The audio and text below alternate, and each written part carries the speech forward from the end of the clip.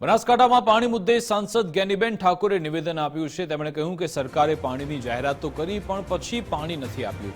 ભૌગોલિક પરિસ્થિતિને ધ્યાનમાં રાખી પાણી આપવું જોઈએ। ખેડૂતોએ ખર્ચા કરી વાવેતર કર્યું પણ પાણી ન આવ્યું। કેનાલમાં પીવાના પાણીનો જથ્થો રિઝર્વ રાખી અન્ય પાણી ખેતી માટે આપો। જળ સંચય થકી એક પણ તળાવ નથી ભરાયા તેવો આરોપ પણ જ્ઞાનીબેન ઠાકોરે લગાવ્યો।